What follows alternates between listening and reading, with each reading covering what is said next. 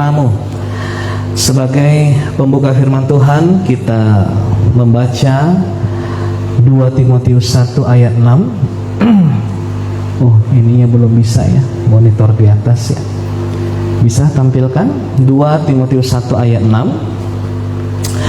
Saya percaya peringatan-peringatan Tuhan kepada kita gereja yang di tempat ini adalah salah satu bentuk kasih dan perhatian Tuhan kepada kita, salah satu bentuk kepedulian Tuhan kepada keselamatan kita.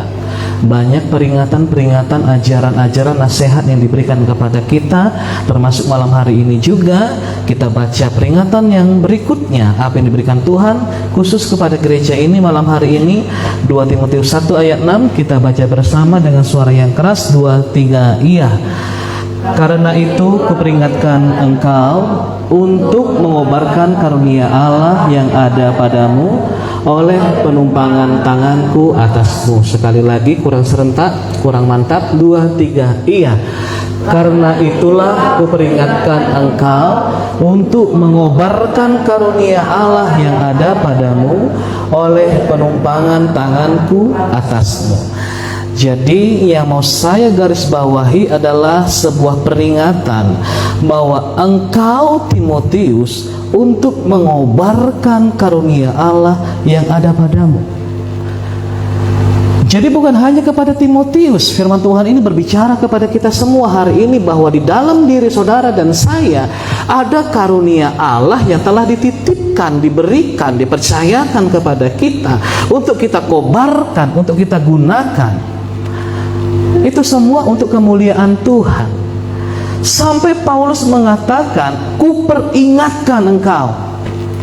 Ya, kalau orang tua marah sama anak-anaknya, mungkin kata-kata ini keluar. Sekali lagi ya, mama ingatkan ya, begitu.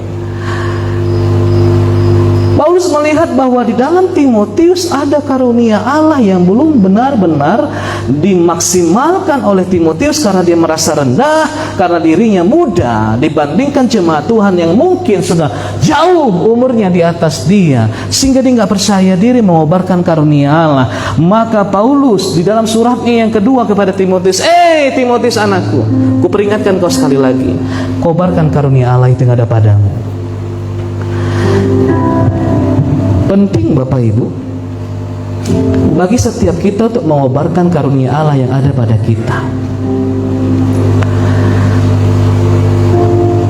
Kalau saya lihat terjemahan kataku peringatkan, ini adalah usaha dari Paulus untuk mengingatkan kembali Timotius.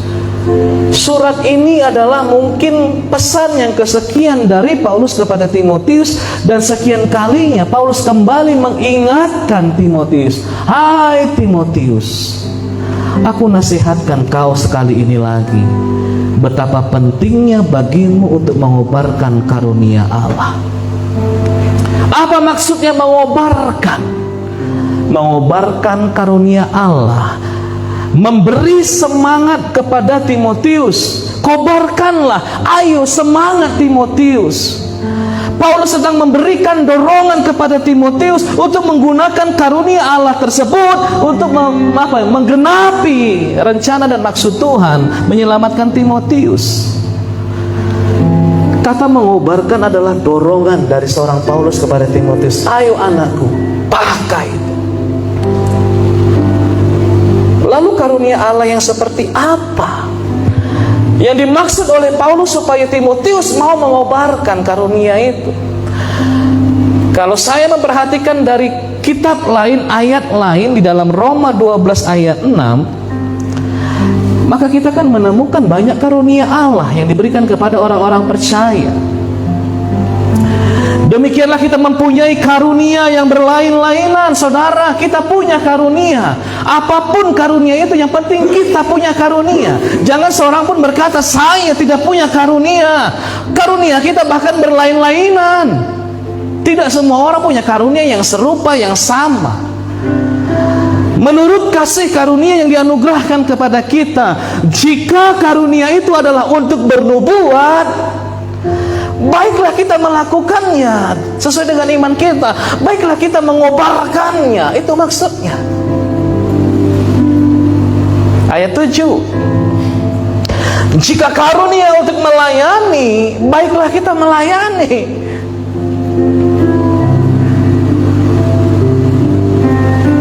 Bukan berlomba-lomba meninggalkan pelayanan. Kita malah disuruh mengobarkan.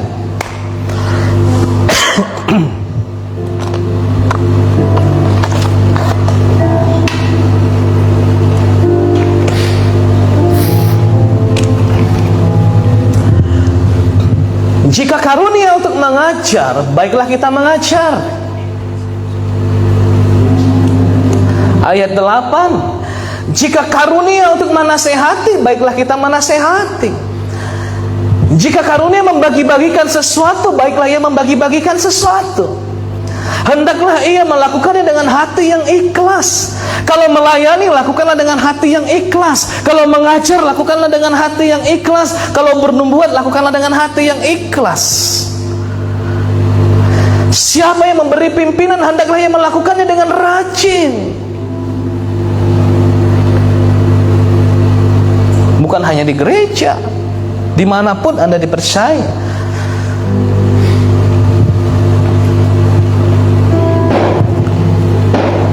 Memimpin keluarga, memimpin FA, memimpin jemaat,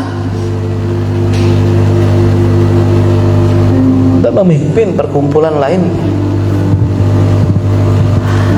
Siapa yang menunjukkan kemurahan, hendaklah ia melakukan dengan sukacita, bukan dengan maksud supaya orang itu membalas kebaikan kita. Ini karunia, saudara, yang harus kita kobarkan. 1 Petrus 4 ayat 10.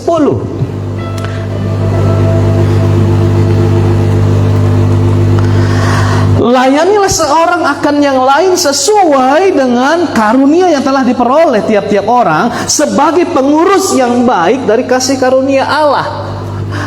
Engkau diberi karunia supaya kau melayani seseorang. Layani seorang dengan karunia yang diberikan Allah kepadamu, bukan hanya disimpan-simpan. Kalau saya nasihati nanti, Pak, takut dimarahin, takut salah paham, itu kau menyimpan.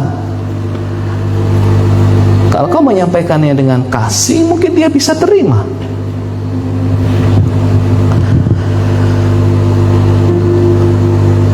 Dan saya sangat tertarik dengan kata sebagai pengurus yang baik dari kasih karunia Allah. Diurus enggak karunia itu? Atau ditelantarkan?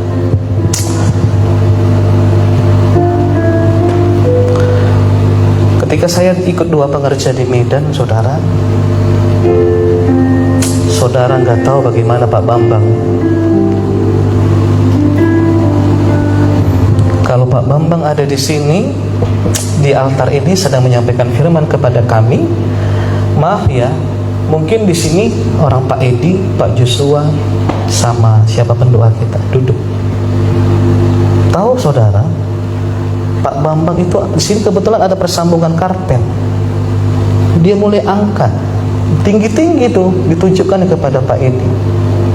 Ini karpet mulai tahun berapa ada di sini? Di depan kami semua, Bapak Ibu. Sejak gedung ini ada, ini karpet yang kita gunakan. Maksudnya itu, apakah kita telah menjadi pengurus yang baik? Berapalah harga karpet kan? Itu masih satu contoh saja, saudara. Dan saya melihat, wah, kalau saya lakukan itu di Silaban, bubar ini gereja. Tapi saya melihat sosok gembala yang luar biasa dan pribadi Pak Edi. Pak Edi mengangguk-angguk, iya Pak, iya Pak. Jangan saudara pikir karena Pak Edi mendapat gaji besar. Nah, maaf ya Bapak Ibu, Pak Edi itu punya pelayanan besar di Siantar. Hidupnya sudah sangat nyaman di Siantar. Bukan karena cari muka supaya tetap jadi gembala. Lebih bagus mungkin Pak Edi menjalankan pelayanannya di Siantar. Di Siantar Plaza itu jemaatnya ribuan. Dan ketika Pak Edi memimpin doa penutup, tahu apa yang dikatakan Pak Edi? Saya berkata, memang cocok ini Pak Edi jadi gembala. Dia berkata begini, Tuhan, Apabila kami melukai perasaanmu, mengecewakanmu, ampuni kami. Sekelas Pak Edi mengaku salah di hadapan Tuhan. Tidak sedikit pun menunjukkan perlawanan. Sebenarnya bisa aja Pak Bambang itu panggil Pak Edi di luar sebelum ibadah. Pak Edi, lihat tuh karpetnya tuh udah gak layak lah di situ. Gak mudah ya untuk diangkat Tuhan menjadi seorang pemimpin besar. Harus punya kerendahan hati seperti hambanya ini. Kita jadi pengurus yang baik enggak? Ayat 11, jika ada orang yang berbicara, baiklah ia berbicara sebagai orang yang menyampaikan firman Allah. Jika ada orang yang melayani, baiklah ia melakukannya dengan kekuatan yang dianugerahkan Allah, supaya Allah dimuliakan. Jadi kalau saudara menyampaikan firman Allah, melayani, tujuannya hanya satu, supaya Allah dimuliakan dalam segala sesuatu, karena Yesus Kristus ialah yang mempunyai kemuliaan dan kuasa sampai selama-lamanya. Amin. Dan banyak karunia-karunia yang lain, gak mungkin saya buka semua. Intinya begini Bapak Ibu, bagi kebanyakan orang mungkin karunia Allah itu tidak berharga, sehingga orang dengan mudah mengabaikannya, sehingga orang dengan mudah melupakannya, sehingga orang dengan mudah tidak peduli dengan anugerah Allah itu yang harus dikobarkan, yang harus dikerjakan. Tapi satu hal yang mau saya ingatkan kepada saudara, meskipun mungkin pelayananmu tidak berharga di matamu, tapi di mata Tuhan, apa yang dianugerahkannya kepada kita itu sangat berharga di mata Tuhan. Yang mengerti katakan amin. Mungkin kita bisa main-main di sini, tapi di hati Tuhan, aku berikan sesuatu kepadamu karena menurutku yang kuberikan itu yang terbaik dan sangat berharga. Mana mungkin Tuhan memberikan sesuatu yang bernilai rendah kepada kita. Karunia-karunia itu adalah sesuatu yang bernilai tinggi di hadapan Tuhan.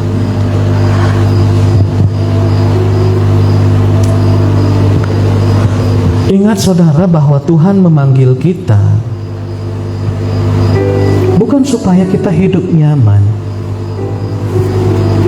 Tuhan menyelamatkan kita bukan supaya kita diberi hidup yang nyaman.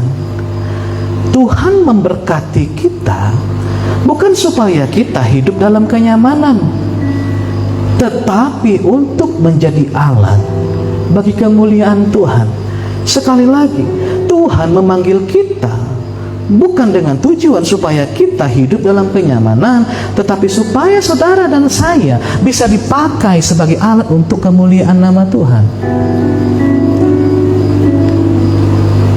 Jadi salah besar kalau kita ini dalam hidup ini hanya mencari segala sesuatu yang bertujuan pada akhirnya kita menikmati hidup yang nyaman, mengejar materi supaya hidup kita nyaman.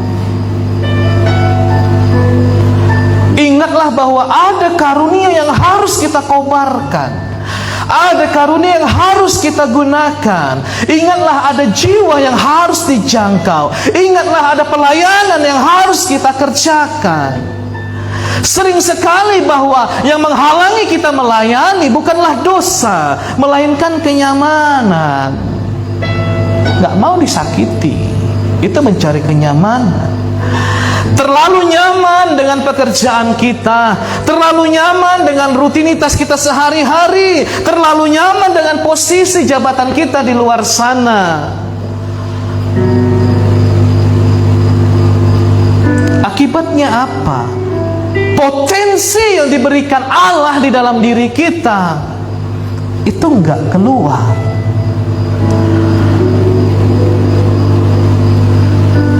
Kalau saudara tahu ya, saya dulu waktu di gereja yang lama, kita masih kontrak di depan, saya pernah menyampaikan firman Tuhan dengan tentang tiram. Tiram itu seperti kerang ya Bapak Ibu,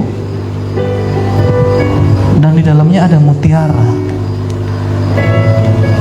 Kalau masih sempat Bang, tolong ditampilkan ya Pak, diusahakan masukkan gambarnya. tiram seperti kerang, di dalamnya ada mutiara. Itu pernah saya sampaikan. Tapi saya lebih fokus kepada proses pembentukan mutiara di dalam tiram. Bagaimana bisa ada mutiara di dalam sebuah tiram? Tapi saya bukan mau berbicara itu hari. Sering sekali kita tidak melihat mutiara ini karena cangkang dari tiram itu tidak dibuka. Kita nggak pernah tahu kalau ternyata di dalam sebuah tiram itu ada mutiara selama tiram itu tertutup, gitu. Itu diri kita. Sebenarnya Tuhan letakkan banyak potensi, karunia, anugerah yang bernilai seperti mutiara ini, tapi selalu tersimpan di dalam diri kita, gak pernah kita kobarkan. Ini menjadi masalah di dalam diri Timotius tadi. Tuhan sudah beri loh kepadamu ada sebuah anugerah yang betul-betul tidak ternilai harganya, tapi tersimpan dengan baik di dalam dirimu. Kadang-kadang Tuhan mengizinkan cangkang kehidupan kita ini terpecah, terbuka. Bukan untuk membuat kita menderita, bukan untuk menghancurkan hidup kita, tetapi Tuhan ingin memperlihatkan sesuatu yang lebih berharga yang selama ini terkubur di dalam dirimu.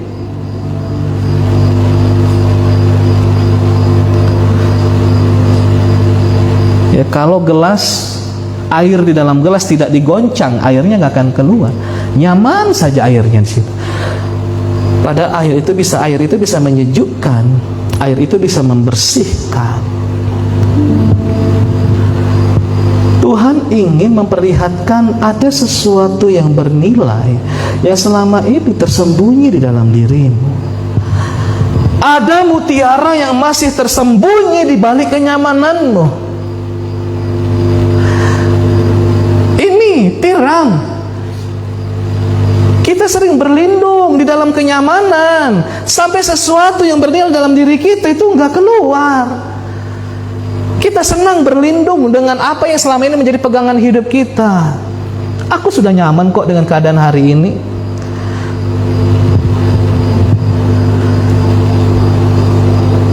Dan hari ini saudara kiranya mengerti bahwa segala sesuatu yang menyembunyikan anugerah Tuhan yang tersembunyi di dalam dirimu hari ini harus dibuka, hari ini harus disingkirkan dari hidup kita. Yang mengerti katakan amin. Bukan karena Tuhan marah, tapi Dia ingin yang berharga dalam dirimu itu keluar. Mungkin sakit, cangkangnya pecah. Mungkin sakit, kita kehilangan kenyamanan kita yang selama ini kita bangga-banggakan. Mungkin sakit, kita kehilangan sesuatu. Tapi ingat, lebih sakit bagi Tuhan jika apa yang dipercayakannya kepada kita itu tetap tersimpan, tersembunyi di dalam diri kita. Mutiara yang tetap di dalam cangkangnya tidak pernah menjalankan tujuannya. Tujuan dari semua mutiara itu bukan berada di dalam cangkang selama-lamanya. Tujuan Tuhan mengaruniakan anugerahnya kepadamu bukan supaya anugerahnya itu tersimpan selama-lamanya di dalam dirimu. Bukan untuk itu Bapak Ibu.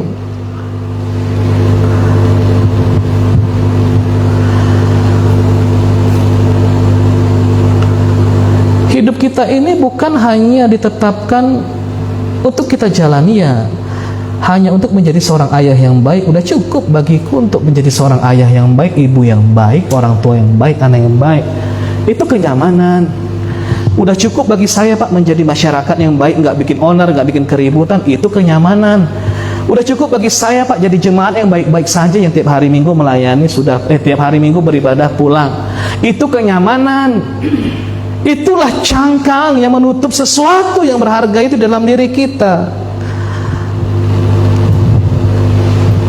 Padahal di dalam diri kita ada satu anugerah yang Tuhan titipkan supaya dengan karunia itu kita bisa melakukan maksud dan rencana Tuhan di dunia ini.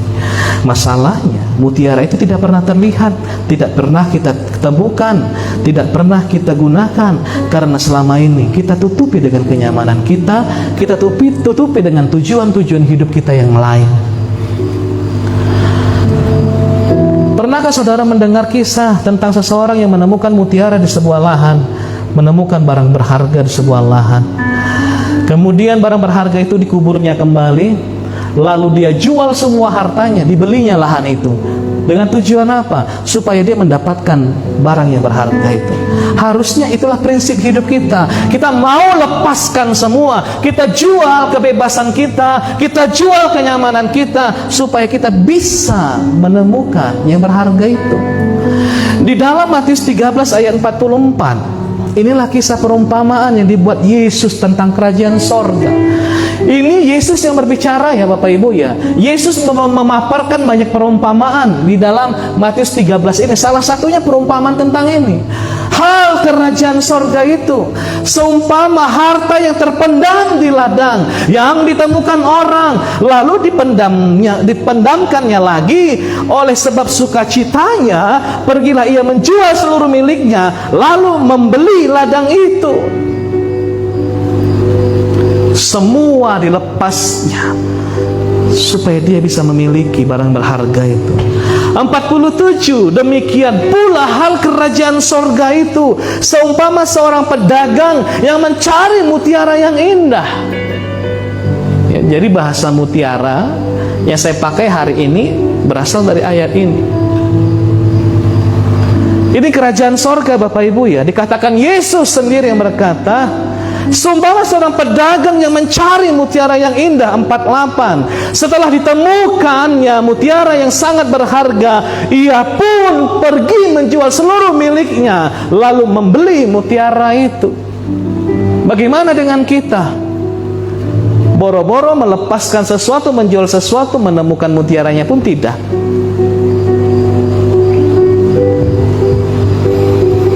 Padahal ada mutiara, karunia, talenta, pelayanan, panggilan, semuanya itu diberikan Tuhan kepada kita. Bukan cangkangnya dipertahankan, mati-matian mempertahankan cangkangnya. No. Kekayaanmu itu bisa menjadi cangkang yang membuat kau nyaman. Untuk apa lagi melayani? Untuk apa lagi mengerjakan apa yang diperintahkan Tuhan? Pikiran lama kita, cara berpikir kita yang lama, kita mulai tidak menerima firman Tuhan karena kita punya pengalaman yang lebih mungkin. Kita merasa lebih pintar daripada orang yang nasihati kita. Kita merasa lebih tua daripada orang yang menasihati kita. Itu pikiran lama yang menjadi cangkang. Sebenarnya di dalam dirimu ada sesuatu yang berharga, tapi kau merasa lebih tua, tertutup dia. Saya, harga diri, ego kita yang selama ini kita selalu dipuji-puji orang. Begitu kita suatu hari dinasehati, ditegur dan kita tidak terima, sayang, sebenarnya orang melihat ada potensi di dalam dirimu. Kau bisa pakai itu untuk memuliakan Tuhan, tapi ada cangkang yang tebal yang menutupi dia, harga diri. Jadi orang mati-matian mempertahankan kenyamanan, mempertahankan jabatan, rutinitasnya, rasa amannya, mempertahankan bahkan rasa takut mereka. Nanti takut gagal Pak, takut ditolak seperti tadi. Akibatnya mutiara itu tetap tersembunyi. Ini yang terjadi hari ini. Banyak orang kehilangan panggilan bukan karena tidak memiliki potensi, tetapi karena terlalu mencintai kenyamanannya. Banyak ya orang-orang seharusnya punya potensi besar, bisa dipakai Tuhan. Banyak orang kehilangan panggilan bukan karena nggak punya potensi, tapi karena dia terlalu mencintai cangkaknya itu, mencintai harga dirinya itu. Jadi sangat disayangkan sekali. Dia terlalu mencintai egonya, padahal potensinya luar biasa.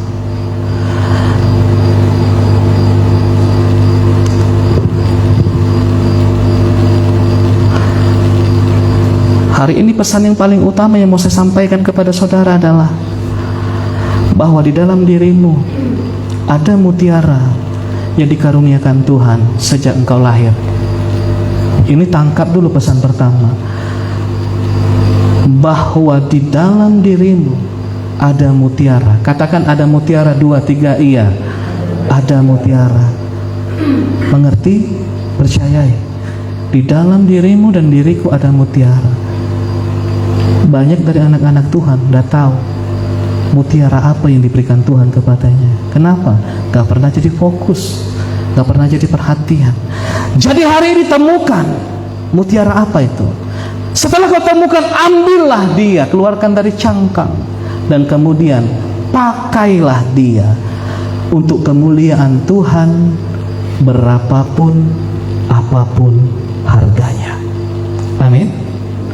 Apapun harganya, mau lepaskan kenyamanan, harga diri, semuanya, yang penting mutiara itu harus bisa digunakan. Nah, saya mau berikan sebuah pengertian begini Bapak Ibu. Kenapa kita harus fokus kepada mutiara tersebut? Mungkin Pak Injil jangan berhenti Pak, terganggu konsentrasi saya kalau berhenti musik. Ya, di dalam banyak kasus Bapak Ibu ya, panggilan Tuhan hampir selalu dimulai dengan keberanian seseorang meninggalkan tempat yang sudah terasa nyaman selama ini. Sekali lagi, biasanya dalam banyak kasus panggilan Tuhan hampir selalu dimulai dengan keberanian seseorang meninggalkan kenyamanannya. Saya sebut Abraham. Ketika namanya masih Abram, selama dia tetap tinggal di kampung halamannya di tanah Ur,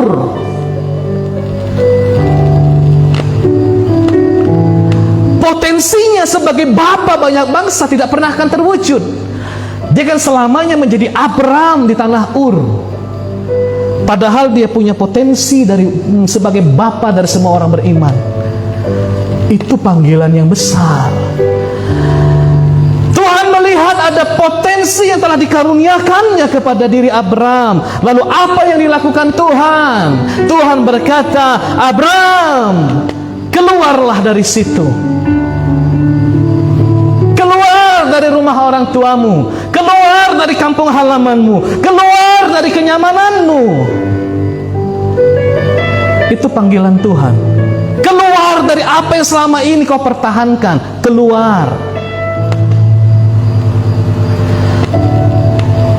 Baru setelah Abraham keluar, janji demi janji dari Tuhan, tujuan-tujuan Allah bagi Abraham mulai digenapi satu persatu. Apakah dengan keluarnya Abraham dari tanah Ur ada harga yang harus dibayar? Tentu ada, saudara. Untuk meninggalkan kenyamanan, untuk menerima panggilan Tuhan, ada harga yang harus kau bayar. Engkau harus melepaskan hartamu untuk membeli ladang itu. Engkau harus jual hartamu untuk membeli mutiara itu. Apa harga yang diberikan Abraham untuk menerima panggilan Tuhan? Kenyamanan, kedekatan dengan orang tua. Orang tuanya seorang saudagar, orang yang kaya di tanah Ur. Dia tinggalkan semua kemapanan hidupnya itu, dan dia mau pergi kemana Tuhan arahkan dia. Bukan karena Abraham miskin makanya dia mau aja dipanggil Tuhan. Nah, hidup Abraham sangat nyaman, saudara. Pola yang sama terlihat pada murid-murid Tuhan dalam Matius 4.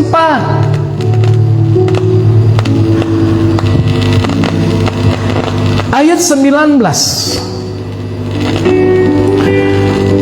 Ini pola ya Bapak Ibu ya. Matius 4 ayat 19. Yesus berkata kepada mereka, mari. Ini panggilan keluar Bapak Ibu. Ikutlah aku dan kamu akan kujadikan pencala manusia. Ini orang susah. Ini seorang nelayan. Pekerjaan yang tidak menjanjikan masa depan yang baik pada masa itu. Keluar dari situ. Dan ada tujuan Tuhan memanggil mereka keluar. Apa itu? Kamu akan kujadikan pencala manusia. Ayat 20. Lalu mereka pun segera meninggalkan jalannya dan mengikuti dia. Apa yang dilihat Tuhan? Di dalam diri mereka ada potensi untuk menjadi rasul-rasulnya Tuhan. Digenapi semua. Apakah ada harga yang harus dibayar para murid untuk meninggalkan pekerjaan mereka? Tentu ada. Mereka harus meninggalkan istri dan anak-anak mereka dan mengikut Yesus untuk menginjili. Mereka harus meninggalkan jalannya dan mengikut Yesus. Dan yang lebih lagi, itu bukan hanya berbicara tentang jala semata. Dia harus meninggalkan mata pencaharian demi menerima panggilan Tuhan. Sampai di sini mengerti, katakan amin. Lihat pola ini Bapak Ibu ya. Kalau engkau tidak dipanggil keluar, mutiara itu akan terus ada dalam cangkang itu. Di dalam Hakim-Hakim 6 ayat 11, seorang Gideon. Kemudian datanglah malaikat Tuhan yang duduk di bawah pohon terbantin di Ofra kepunyaan Yoas orang Abiezer itu. Sedang Gideon anaknya mengirik gandum dalam tempat pemerasan anggur agar tersembunyi bagi orang Midian. Karena pada hari itu orang Israel dijajah orang Midian. Semua hasil pertanian mereka diambil orang Midian. Gideon ini disembunyikan. Ayat 12, malaikat Tuhan menampakkan diri kepadanya dan berfirman kepadanya, demikian Tuhan menyertai engkau, hai pahlawan yang gagah berani. Enggak salah nih, kata Gideon, kau sebut aku pahlawan gagah berani, aku ini sedang dalam keadaan takut loh. Makanya rasa takut itu menjadi cangkang yang menyembunyikan jati diri seorang pahlawan yang gagah berani dalam diri Gideon. Maka ayat 14, lalu berpalinglah Tuhan kepadanya dan berfirman, pergilah dengan kekuatanmu ini. Dipanggil keluar Bapak Ibu. Selamatkanlah orang Israel dari cengkraman orang Midian. Bukankah aku yang mengutus engkau? Gak ada tuh orang hebat itu yang gak ninggalkan kenyamanannya, gak ada. Polanya hampir selalu sama. Didahului dengan keluar. Adakah harga yang harus diberikan Gideon untuk menerima panggilan Tuhan ini? Ada. Apa itu? Nyawanya sendiri. Dia bisa mati di tangan orang Midian karena disuruh berperang, bahkan memimpin. Siapa yang bisa menyangka di dalam diri seorang penakut ada mutiara yang bernama jiwa pahlawan? Siapa yang sangka itu? Makanya saudara jangan rendahkan orang dari penampilannya. Sepertinya dia bodoh, dia punya kekurangan. Jangan rendahkan dia. Aku tidak tahu apa yang diberikan Tuhan di dalam dirinya. Amin. Kita nggak pernah tahu apa yang diberikan Tuhan dalam diri. Bahkan kita harus kobarkan karunia dia, supaya kita menolong dia untuk memunculkan mutiara itu, untuk kemuliaan bagi nama Tuhan.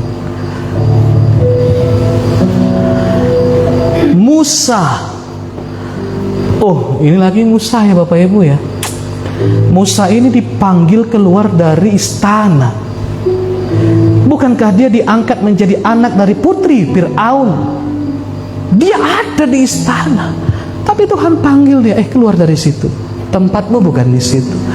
Padahal istana ini berbicara tentang kenyamanan, kecukupan, bahkan kelimpahan. Keluar dari situ. Kok nggak boleh ada di situ terus? Keluar. Kenapa Musa disuruh keluar padahal dia gagap, ngomong aja nggak bisa, ngomong aja nggak beraturan. Tapi Tuhan tahu, aku telah menanamkan jiwa kepemimpinan di dalam diri Musa, dan harus Musa yang melakukannya. Bapak Ibu yang dikasihi Tuhan, sudah sekian tahun kita mengikut Tuhan. Sudahkah mutiara itu terpancar, bersinar keluar dari dirimu? Ayo Bapak Ibu, kenyamanan apa yang kau pertahankan hari ini?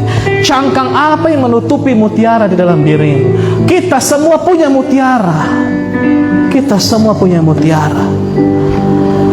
Jangan anggap remeh dirimu sendiri.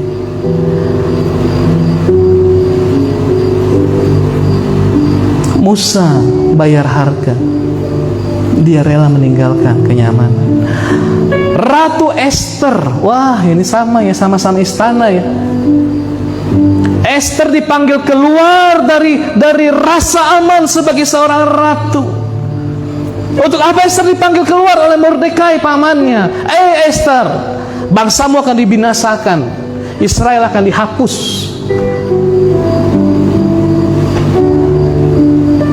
Lalu Esther menerima panggilan itu. Dia gunakan posisi ratu, bukan untuk kepentingan pribadinya menikmati kenyamanan kelimpahan di istana, tapi dia mau menghadap raja. Dan saudara tahu apa harganya? Kalau raja tidak suruh dia masuk, tapi dia masuk, dia harus mati. Semua orang yang menghadap raja harus dipanggil dulu baru boleh datang. Tapi Esther rela bertaruh nyawa, karena itu panggilannya. Lepaskan semua, jual semua untuk mendapatkan mutiara itu. Dan pada akhirnya lewat pengorbanan ini orang Israel tidak dibinasakan.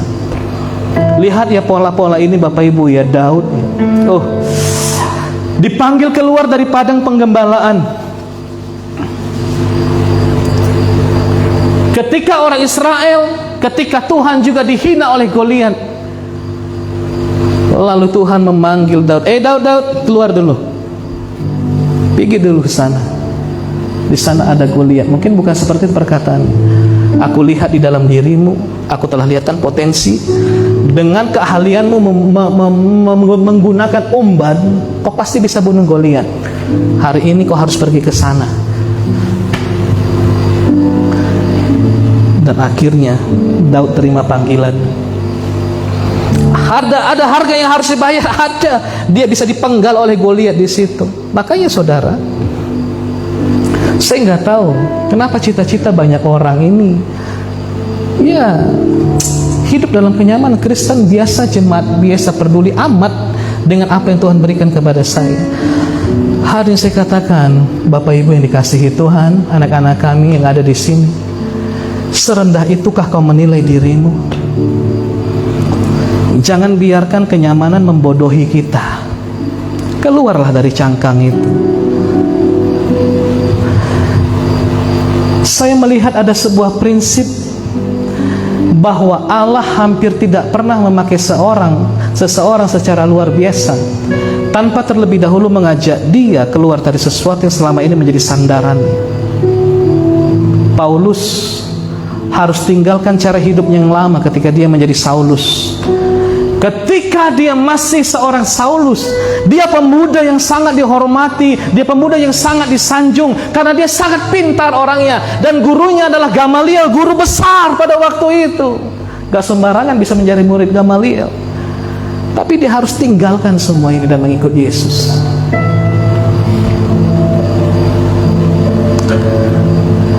Jangan sampai suatu hari nanti saudara, Tuhan bertanya kepada kita, di mana mutiaramu?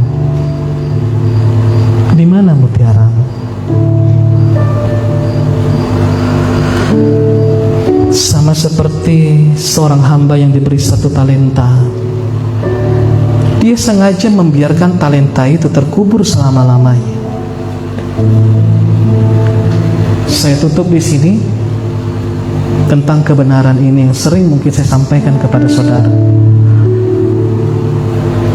Tuhan tidak pernah menilai sesuatu dari jumlah atau kuantitas. Hamba yang diberi 5 talenta menghasilkan 5 talenta. Hamba yang diberi 2 talenta menghasilkan 2 talenta. Menurut ingatan saudara, apakah upah yang mereka terima dari tuannya itu berbeda atau sama?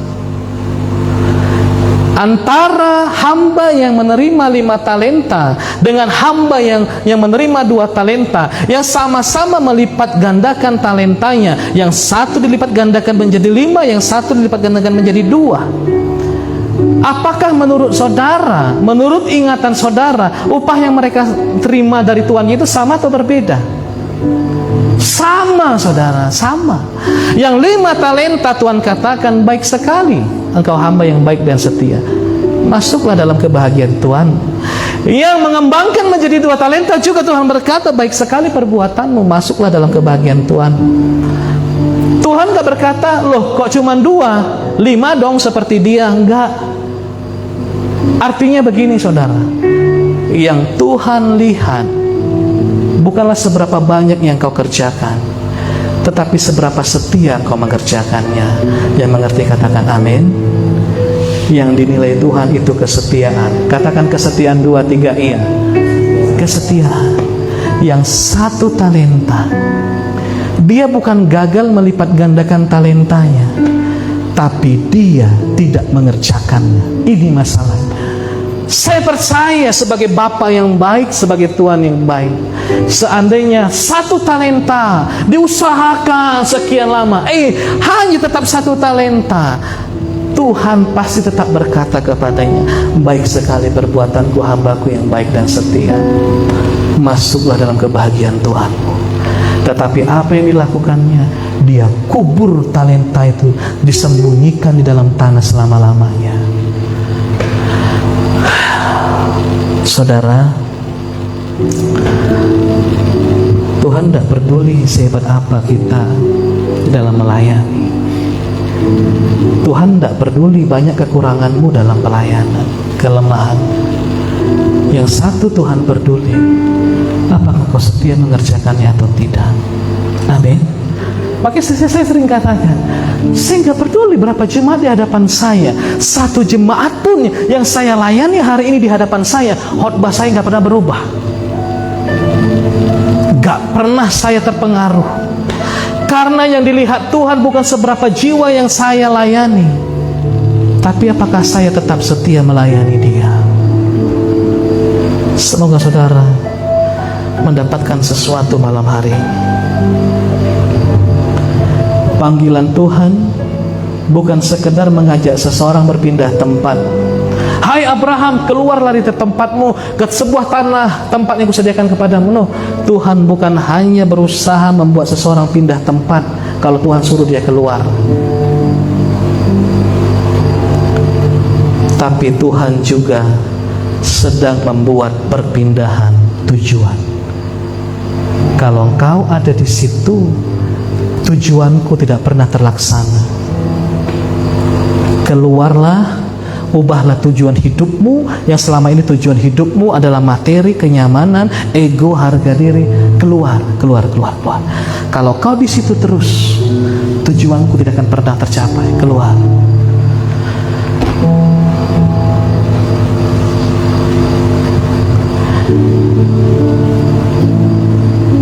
Mana gambar cangkang tadi bang? Saya mau tutup di sini Bapak Ibu, saya sudah selesai. Mutiara itu tempatnya bukan di dalam cangkang. Mutiara itu tempatnya adalah di mahkota raja. Mutiara itu bukan ditetapkan selamanya di situ. Tempatnya seharusnya ada di leher ratu-ratu di istana. Lihat Bapak Ibu, mutiara yang diberikan Tuhan di dalam hidupmu tidak ditetapkan di situ selama-lamanya. Dia harus keluar bersinar untuk memuliakan Tuhan. Yang mau katakan amin? Kiranya mutiara saudara bisa bersinar di dunia ini. Tuhan memberkati kita semua. Mari kita bangkit berdiri Bapak Ibu. Saya sudah selesai.